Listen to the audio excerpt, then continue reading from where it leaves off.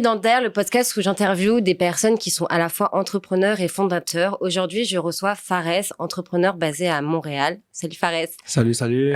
Tu es cofondateur de Call Genius, une startup qui automatise les appels clients grâce à une intelligence artificielle, fluide, personnalisée et multilingue.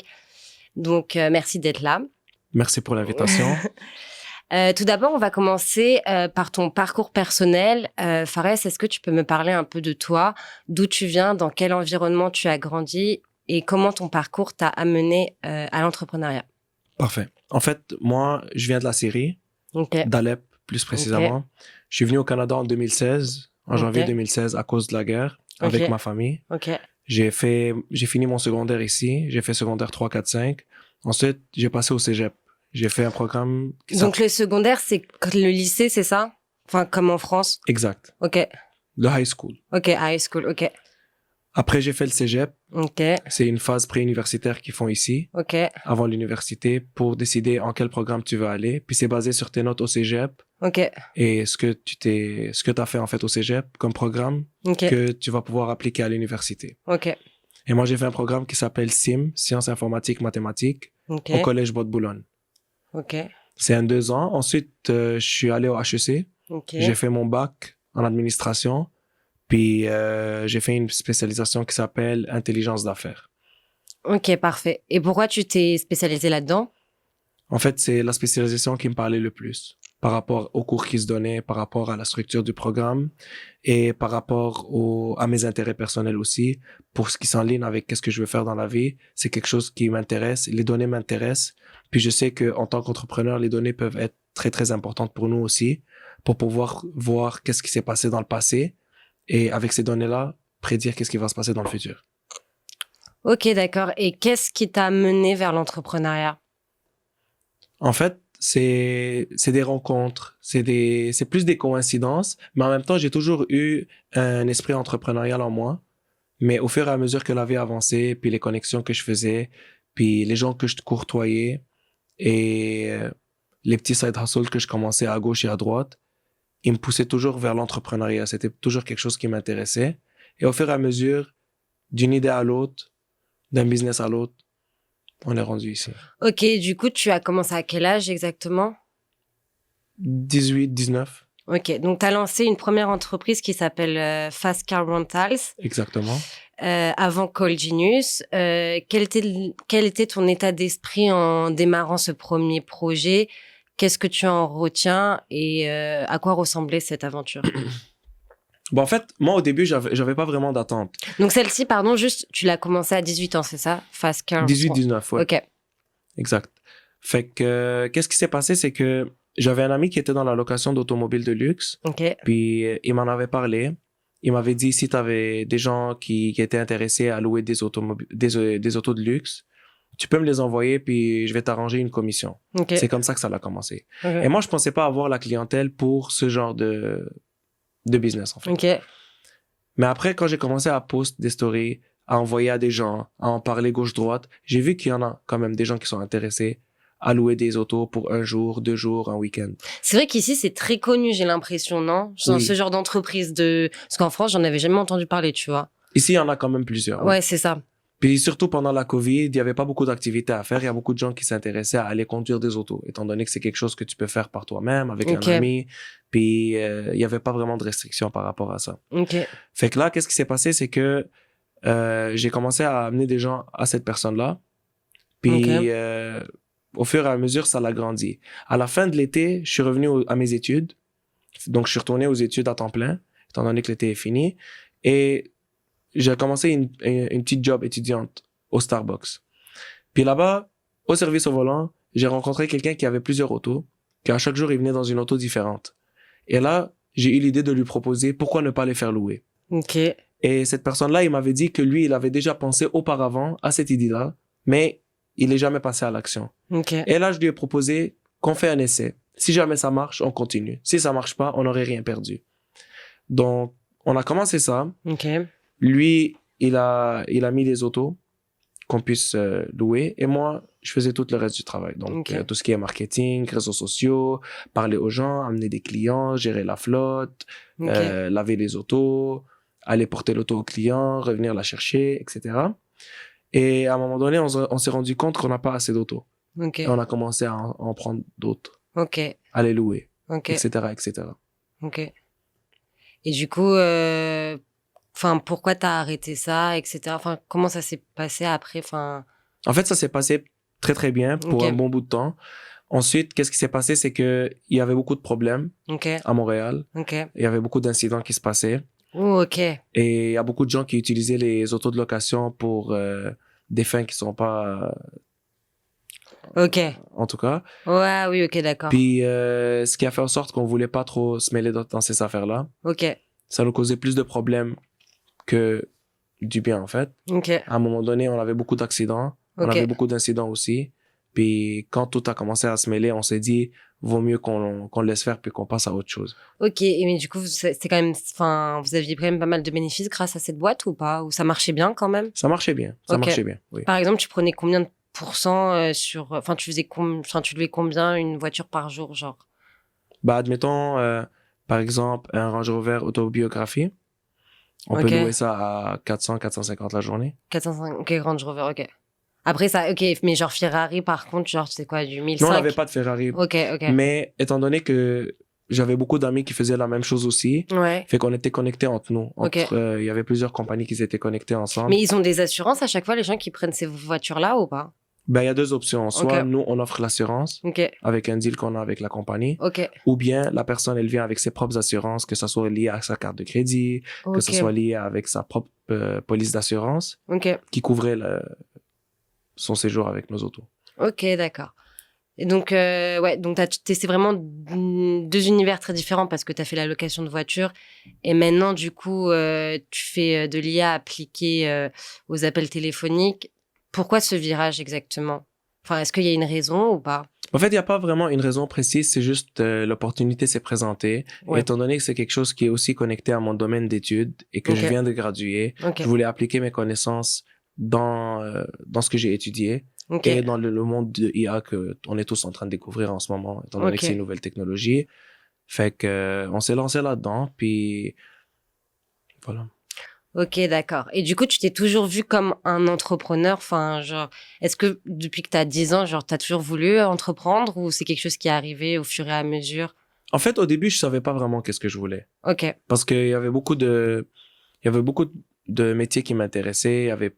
J'avais plusieurs choix. Puis en fait, mes notes me le permettaient de faire ce choix-là. Ok. Puis c'est ça qui m'a perdu encore plus, en fait. C'est avoir beaucoup de choix. C'est encore pire que de ne pas en avoir. Ok.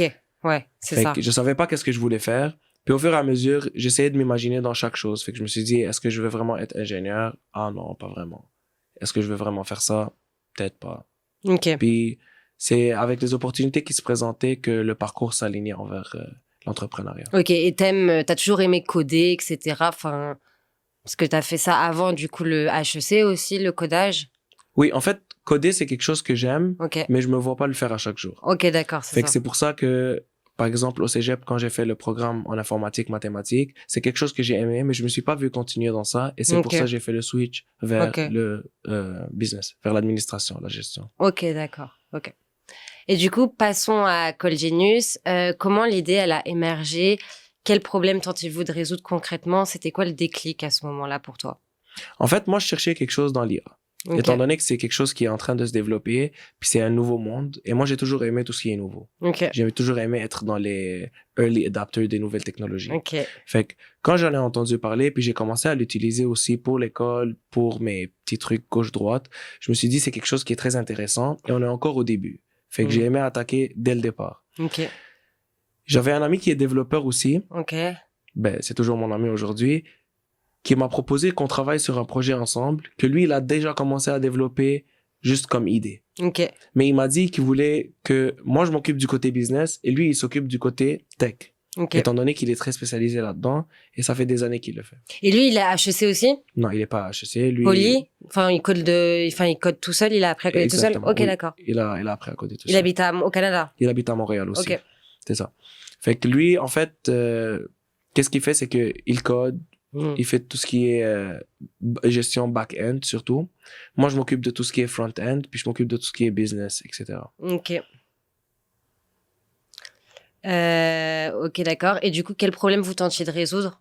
Nous, en fait, comment l'idée, elle a commencé, c'est qu'on voulait faire des voice agents. Ça veut dire Ok, des agents qui parlent comme des humains ok, à travers le téléphone.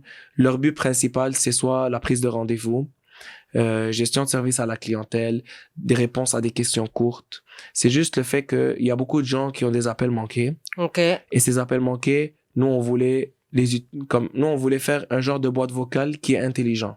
ok. Mais c'est très courant, ça, dans les banques, les assurances, les hôpitaux. Enfin, on entend vite sur Exact. ça, les robots En parler. fait, tout ce qui est grosse entreprise, Ouais, c'est ils ont des ça entreprises déjà. qui vont aller faire ça à l'interne. Oui, c'est ça. De un, pour la sécurité de leurs données, Mhm. et de deux, pour les coûts.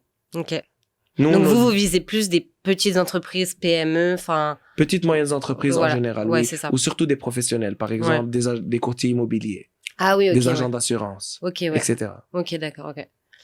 Et est-ce que tu peux nous expliquer ce que c'est l'IA et comment cela fonctionne? Parce que là, dans ton projet, vous proposez un assistant téléphonique qui ne sonne pas robot. Euh, Comment ça marche techniquement derrière? OK, en fait, nous, qu'est-ce qu'on fait, c'est qu'on apprend à cet agent-là, c'est comme, on va dire, un nouvel employé qui vient de rentrer au travail, Mhm. on l'apprend comment on fait le travail, déjà Ok. de base. Et ensuite, on automatise ce système-là Ok. pour qu'il puisse le faire sans nous. Ok, mais l'agent, c'est quoi? C'est des codes informatiques, c'est ça? Exact, oui. Ok. Puis, tout est développé d'une façon que l'agent, il apprend par lui-même ensuite, par la Ok. suite. Fait qu'on va dire, s'il a fait une erreur une fois, Mhm. ben, il y a un genre d'un agent, un autre agent IA dans le back-end qui est en train d'apprendre à l'agent qui est dans le front-end, on va dire, comment procéder pour ne plus refaire cette même erreur-là, pour éviter Ok. la même erreur une autre fois, sans que nous, on intervient là-dedans. Ok. Et ça, vous passez sur quel logiciel? Enfin, vous codez, enfin, sur quoi? Sur Python? Ben, en fait, Vous faites. lui, il avait fait un genre de système que lui, il a bâti de zéro. Ok, mais Ouais. le système, il a été codé par Python. Enfin, c'est. C'est un mix. Il y a plusieurs langages, il Ah, y a ok, plusieurs. Ouais. d'accord, ok. Ok, ok. Et du coup, ok, donc c'est un mixte. Et en fait, tu as plusieurs agents dans le système. Exact. Nous, on en crée autant qu'on veut. Ah, ok. Et chaque agent, ils peuvent s'entraider, c'est ça? En fait, il y a un genre de grosses machines derrière. Ouais, C'est comme un grand agent qui va superviser les agents concrets. ok. Vos Pour... données, elles sont où exactement? Elles sont storées dans des serveurs privés. Ok, genre, c'est quoi? Genre Snowflakes? Non, c'est des serveurs que nous, on loue à travers un third party. Ok, Ouais. d'accord, ok, ok, ok. Et ça va, ça coûte pas trop cher, ça, de louer des serveurs comme ça? Ouais, ça a un Ça dépend coût. de la quantité de données. Ouais. Et Vous ça, avez beaucoup, là, de données déjà ou pas? ça commence à être Ok, beaucoup. ok, ok, ok. Et du coup, vous avez lancé, enfin, vous avez débuté ça. Enfin, ça fait quoi? Ça fait 1 an que vous êtes sur le projet. Ça fait à peu près 1 an et demi qu'on travaille Ok. dessus. Et vous avez ouvert un peu le projet, l'entreprise depuis février 2025. Exact, le 14 février. Ok. Le jour de la Saint-Valentin. Voilà. Attention. C'est un signe, c'est quoi? C'est assez Pourquoi? facile pour s'en rappeler. Ah, ok, d'accord. Et du coup, est-ce que vous aviez un financement pour débuter ou pas? En fait, non. Tout a été financé par nous-mêmes. Ok, mais du coup, vous aviez un petit financement back pour vous, enfin, de vous. Mais en fait, c'est nos savings à nous. Ouais, c'est ça, genre, c'est C'est nos votre... épargnes. Ok, ok, ok, Il y a ok. pas quelqu'un qui nous finance de l'extérieur. On n'a pas Ok, encore ok, eu de ok, ok. subvention. Il n'y a pas de bourse. Il n'y a pas de... Donc, l'équipe technique, c'était ton partenaire, c'est ça? Exact. Et là, toi, tu étais plus business, orienté administration, gestion, etc. Voilà. Ok, d'accord. Donc, vous êtes deux actuellement. En ce moment, oui. Ok, d'accord. Et du coup, quel type de client tu as actuellement? Enfin, est-ce que vous avez déjà eu un peu des clients? Est-ce que vous faites du bénéfice pour le moment ou pas du tout? Je pense que pas, parce que vous venez d'ouvrir. Bah, en ce moment, on vient de commencer. Fait que on est toujours en train de tester le marché. Ok, Puis, on a commencé avec quelques clients qui sont en train de faire des essais avec nous. ok, parfait. Puis c'est surtout ces clients-là, c'est grâce à eux en fait qu'on est en train d'avancer. C'est grâce Ok. à eux qu'on est en train d'apprendre et de corriger tout ce qui se passe comme erreur, Ok, comme bug parfait. et tout. Mais là, le produit en ce moment, on peut dire qu'il est fini, qu'il est prêt à être vendu Ok, parfait. à des clients en fait. Ok, parfait. Et du coup, là, on va un peu parler de l'IA et sa démocratisation et son gain stratégique. On entend souvent parler que l'IA, c'est accessible aux PME, etc. Mais pour toi, est-ce que l'IA, ça transforme votre journée, vous, en tant qu'entrepreneur ou pas? Bien sûr, parce que ça nous aide à avancer beaucoup plus rapidement, surtout dans tout ce qui est tâches répétitives. Pourquoi? Parce que dans l'entrepreneuriat, des fois, c'est des systèmes. On est en train de faire des systèmes, on est en train de bâtir un système qu'on va faire la même chose une fois après l'autre, une fois après l'autre. C'est des tâches répétitives beaucoup de fois. Fait qu'au lieu d'avoir à refaire certaines tâches qui prennent beaucoup de temps à faire, on peut automatiser ces tâches-là ou on peut les déléguer pour essayer de se concentrer sur ce qui est le plus important. Ok, d'accord. Et est-ce que... ouais, c'est ça. Donc, vous automatisez beaucoup de choses. Exact. Est-ce que vous utilisez beaucoup de ChatGPT, etc. ou pas? Oui, bien sûr. Ok. Tous les jours? Tout le temps. Ok. Vous faites confiance, vraiment? C'est sûr, quand on est en train de faire quelque chose pour la première fois surtout, on regarde toujours qu'est-ce qui se passe, on regarde toujours comment ça réagit, est-ce que les réponses, ils font du sens ou pas. Mais après, dès qu'il y a un certain système qui est bâti, on est capable d'aller automatiser puis faire confiance au système. Jusqu'à date, ça nous a pas trompé. Dans le futur, on sait pas. On est nouveau dans le domaine comme tout le monde. Et du coup, par exemple, vous avez besoin de code. Est-ce que, vous demandez à chat ou pas du tout? En fait, nous, en ce moment, on est rendu à une étape où on n'a pas vraiment besoin de code. C'est rendu à des plateformes sans code. Mais au début, oui. Ok, d'accord. Et là, chat, il vous aidait aussi beaucoup ou pas? Bien sûr, oui. Ok, d'accord. Et est-ce que toi, tu peux partager un cas réel, par exemple, je sais pas si tu as une entreprise actuelle, mais pour laquelle l'automatisation, ça a apporté un avant-après palpable? Oui, en fait, on a plusieurs personnes qui sont des professionnels qui nous ont aidés à utiliser notre logiciel pour le tester dans leur entreprise. Par exemple, un agent immobilier, une agente d'assurance. J'ai un dentiste aussi. Fait que eux, on a établi un genre de voicemail intelligent, une boîte vocale intelligente qui va déléguer les appels. Donc, ça va leur faire un résumé de l'appel. Et l'appel aussi, il est bien sûr enregistré pour qu'ils puissent le réécouter au cas où. Puis, il est transcrit. Fait que eux, s'ils ont besoin, par exemple, de juste voir qu'est-ce qui s'est passé, ils peuvent. S'ils veulent le réécouter, ils peuvent. Et s'ils veulent juste voir en 2-3 lignes le résumé, ils peuvent aussi. Et ça permet de faire, par exemple, de laisser un message directement que la personne derrière, il va recevoir un texto ou un email avec un petit résumé de ce qui se passe, ou aussi de prendre un rendez-vous avec. Par exemple, si on veut appeler un dentiste pour prendre un rendez-vous pour une révision annuelle, on n'a pas nécessairement besoin de parler à la secrétaire ou au dentiste. On fait que donner nos informations, nom, prénom, numéro de téléphone, etc. Et on fait la prise de rendez-vous avec l'agent IA. Ok. Et toi, est-ce qu'il y a eu des bugs ou pas? Parce que moi, je sais que j'ai déjà parlé avec des agents IA par téléphone, genre par exemple pour les assurances ou banques. Et à chaque fois, genre, ça me gonflait, tu vois. Genre en mode, le robot, il comprenait rien, tu vois. Est-ce que vous avez des bugs ou pas? Au début, on en avait un peu. Mais on n'a jamais eu de version qui bloquait beaucoup. De base. De base, la première version, elle était déjà assez bonne pour qu'elle puisse être fonctionnelle. C'est sûr, l'IA, c'est nouveau, puis des fois, ça peut halluciner, etc. Nous, on n'en a pas beaucoup des bugs, on n'en a pas beaucoup des problèmes, mais c'est sûr, on travaille toujours pour améliorer la façon que la machine va capter le son. Fait que ça veut dire si on est dans un trafic puis il y a beaucoup de bruit autour de nous, elle va savoir quelle voix elle va suivre. Pour qu'elle puisse savoir si quelqu'un il est en train de parler à côté de la personne qui est au téléphone, qu'elle va pas capter l'autre voix, elle va continuer à capter la même voix qu'elle a commencé la conversation avec. Ok, bien. Et vous avez tout style de voix de robot? Vous faites les femmes, les hommes, est-ce que... On a femmes, hommes, j'aimerais dire tout, mais je dirais presque tous les accents aussi. Ok, d'accord. Fait qu'on on a français, anglais, on a l'arabe, on a du chinois. Ah ouais, on a vraiment de tout. Ok, puis on a plein d'accents aussi. Ok, d'accord. Et ok, stylé. Ouais. Et d'ailleurs, on peut même aller chercher la voix de la personne si elle veut pour faire en sorte que ce soit la voix de l'agent, exactement. De la personne, genre l'agent immobilière, que ce soit ça. Ah, ça c'est trop bien. Exactement. Ah ouais, ça c'est nice, ok. C'est encore nouveau, mais ça fonctionne assez bien. Ok, c'est nice. C'est mieux en plus, limite. Du coup, les gens, ils pensent vraiment qu'ils parlent avec la personne en face, quoi. C'est vraiment des préférences personnelles. On en a vu des deux. Il y a des gens qui veulent vraiment le mettre et l'adapter. Il y a des gens que c'est vraiment quelque chose qui veulent pas. Ok. Aussi, l'intelligence artificielle, ça soulève quand même pas mal d'interrogations, notamment le fait qu'elle puisse remplacer des emplois humains ou déshumaniser certains services juste pour réduire les coûts. Quel est ton point de vue là-dessus? Penses-tu que cette inquiétude, elle est justifiée? Que répondrais-tu à quelqu'un qui s'inquiète de voir les robots prendre la place des humains dans la relation client? Mais en fait, c'est sûr, c'est un risque. C'est un risque qui peut... on s'approche, c'est sûr, à un moment donné, les robots, ils vont commencer à remplacer les humains. Est-ce que c'est notre but en tant que compagnie d'aller sauver de l'argent à nos clients en enlevant en éliminant des emplois? C'est sûr que non. Nous, notre but principalement, c'est aider ces gens-là à faire plus en moins de temps.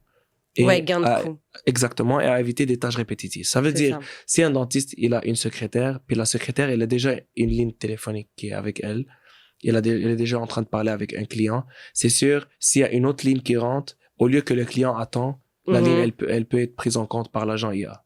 OK. Fait que ça, c'est un exemple où on peut, par exemple, faire du multitasking, où on va dire déléguer le deuxième appel à l'agent IA. Okay. On va dire la clinique, elle est fermée. Admettons qu'elle ferme à 5-6 heures. Ouais.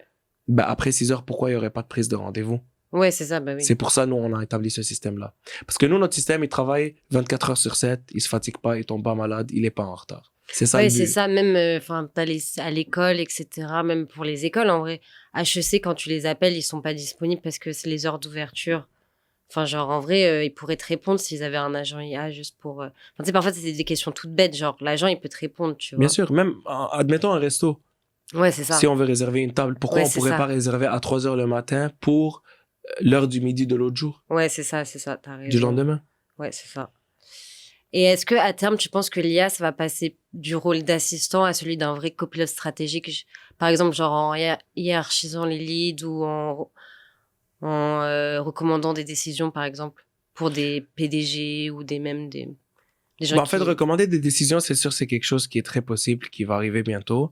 Mais est-ce que ça va être la base de la décision? Est-ce que c'est l'IA qui va prendre la décision? Ça, j'en doute. Je pense qu'on a toujours tendance à faire moins confiance au robot qu'un humain pour l'instant. Okay. C'est sûr qu'il y a moins d'erreurs avec un robot, mais après, à quel point on peut le laisser aller?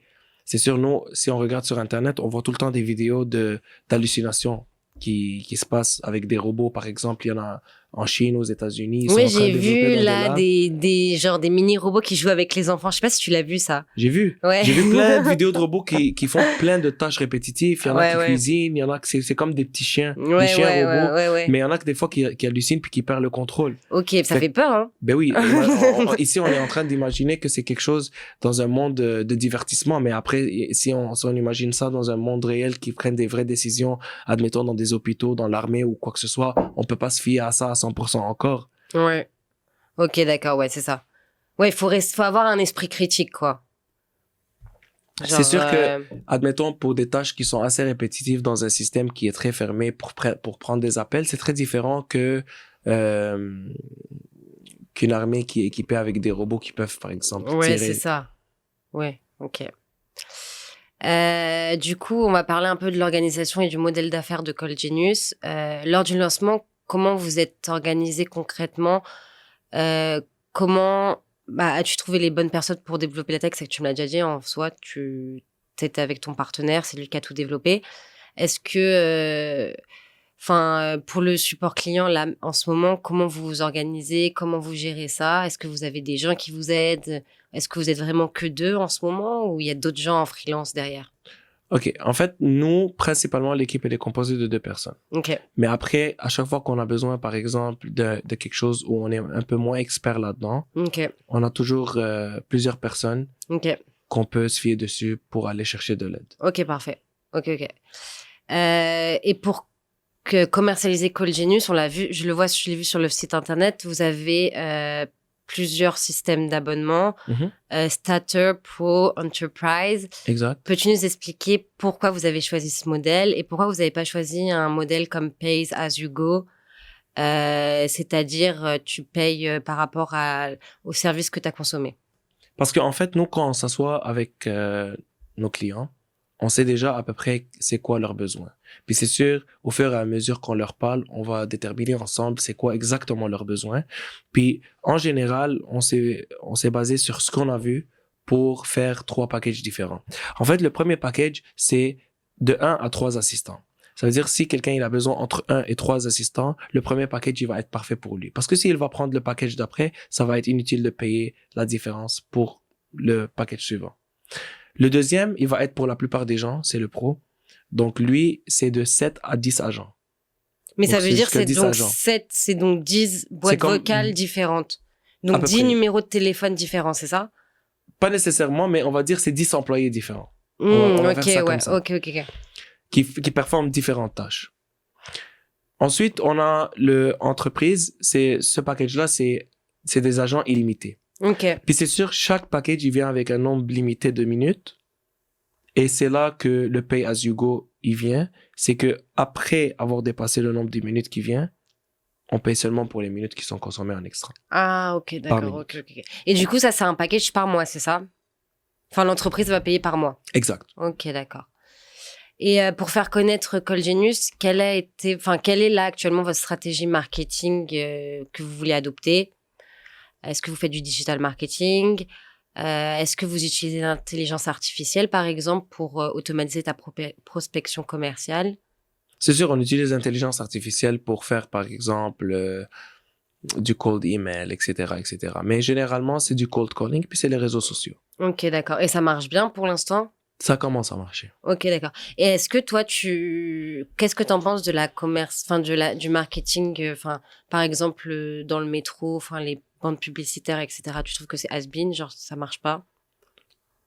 Honnêtement, on n'a pas essayé. Ok. Ça coûte cher ou pas? Parce que je sais pas. Ça coûte quand même cher. Ok. Ça Puis, coûte plus cher que genre TikTok, etc.